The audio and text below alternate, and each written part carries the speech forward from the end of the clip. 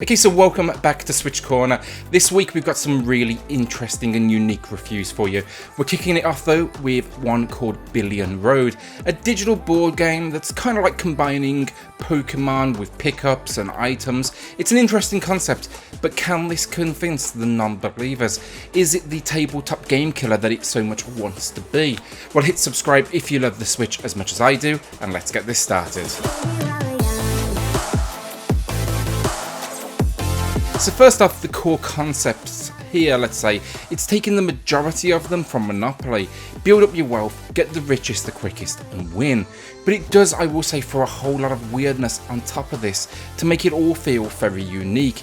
Building up your bank account though, it can be done in one of two ways. You can get cash and deposit it directly to that bank account, or buy up businesses that will generate cash flow across this huge game board. And that's just the very beginning of it all, honestly though. There's a ton of stuff here being introduced as we progress. So all movement with this one, it's done with a roll of a dice. Each square you land on though has some sort of impact on you, whether it's a plus sign, that one's going to reward you with cash. The minus, that's going to take cash away from you with a kind of like a minor mini game where you stop a spinning wheel, or even then an item shop where you can buy perks for your character. So think a specific item that you can use to move, like let's say a certain amount of spaces, or extra dice so you can move even further in one go.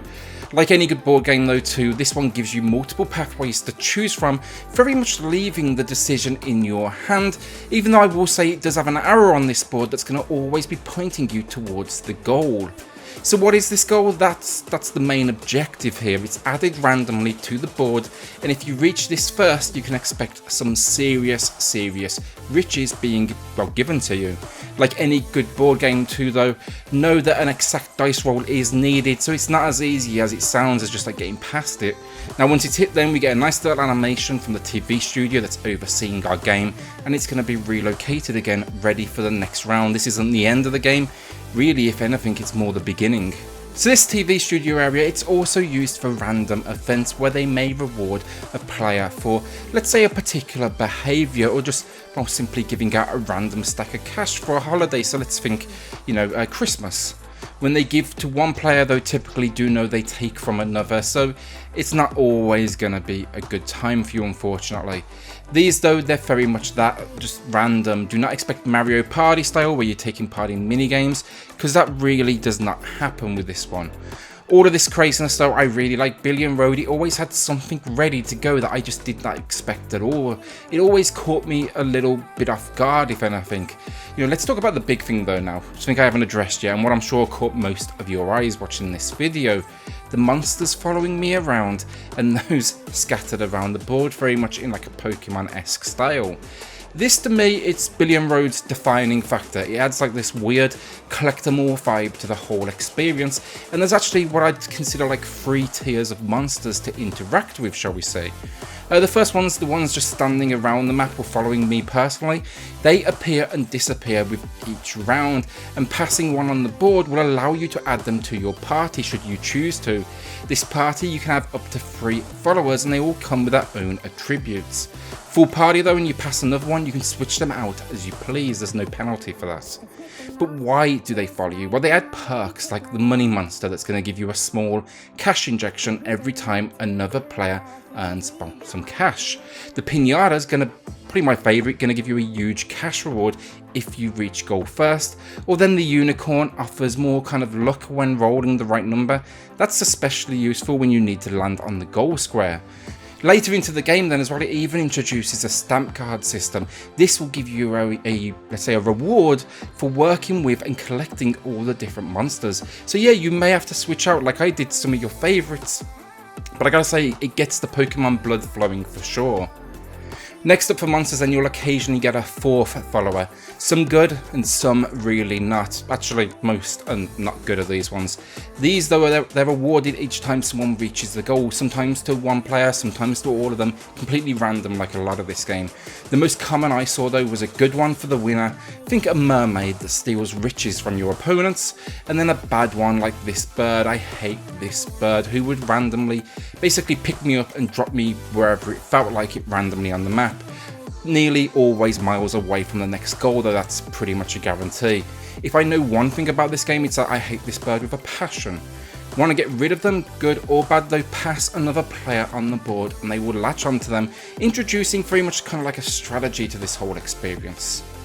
Now, in true Godzilla style, the next one, the last, let's say, monster type, are offense, and I love this.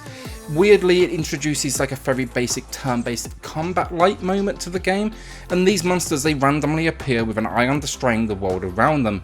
Unfortunately for you, if businesses you own are in these areas, you're going to lose yearly profit and cash, as they can obviously no longer operate, a monster just stood on them. What made this so interesting was, though, it means you may be opponents for 90% of this experience, but at this point you're going to need to work together if you want to win. With each of you on your turn, you get the option to send one of your monsters into battle. The question though is, why would you send a monster into battle if none of your businesses are in that area? What's more valuable to you, seeing your opponents lose cash, or gaining a hefty reward for taking part and beating the monster? It's an interesting idea that works really well, and you're going to have to kind of like, let's say, think about it. Do you want to destroy your opponents, or do you want to, let's say, kind of be kind? And that's really the whole game. Gameplay options we get 3 to choose from: free play, skirmish, and tournaments. While all of these, they're the same game at a core, each has its own unique settings that mainly revolve around game length. This one, it takes place over a period of time in years. So a round in Billionroad is 12 turns total, or 1 per month. Skirmish, it's basically the quick play, and it does the game at the very minimum, 3 years with up to 4 players, either all local or CPU controlled. Free play then, it's just that, putting the option in your hands. Choose the amount of years you'll play over, with again the minimum being 3 years, but with the maximum being 99. Just to give you an idea here, a 5-year run with 2 CPU controlled opponents with myself took me around 2.5 hours.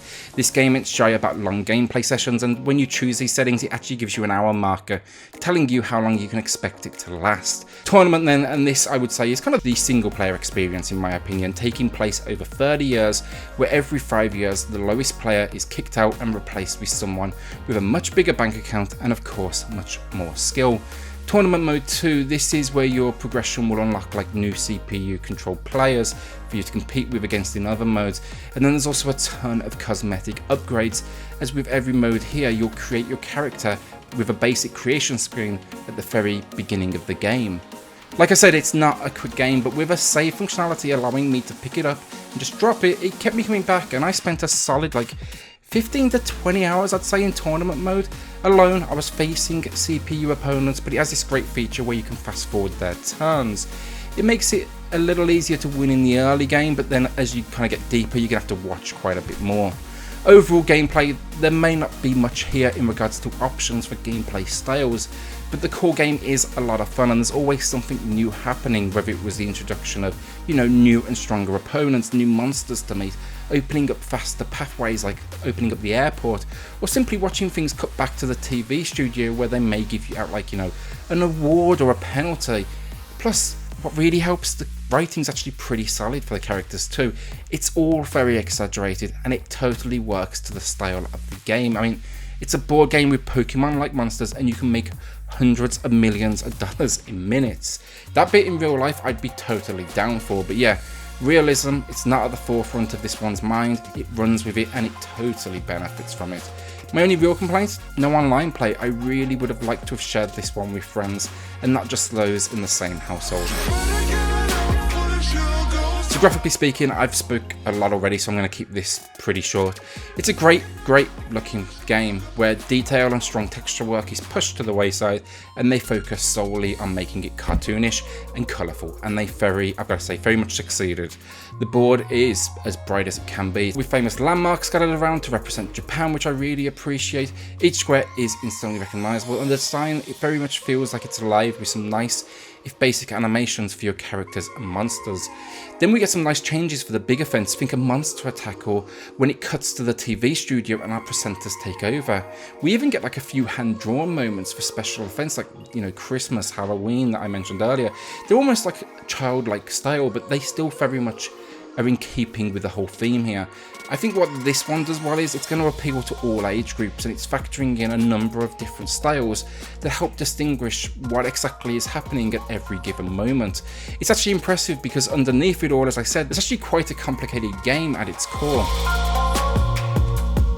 So audio-wise, there's very little to talk about, honestly. The occasional but limited sound effect and then some music. The sound effects I would have liked to have just heard more, honestly. I think there were some missed opportunities here with all these monsters running around. But the big thing, the music, it's not memorable at all, and nor would I expect it to be. It's repetitive, but it also never got on my nerves. And with a game like this, which is going to suck 20 hours of your life, that's kind of a compliment in itself. I wasn't exactly expecting a symphony or anything here, so yeah, respect. The music's good, it's background filtered, but it's really well done to the point where you won't really notice it, if that makes sense. So overall, I really did enjoy my time here. What I thought would be an experience that lasted me just a couple of hours escalated quickly, and I'm not exactly, I'll be the first one to say, a digital board game player, honestly.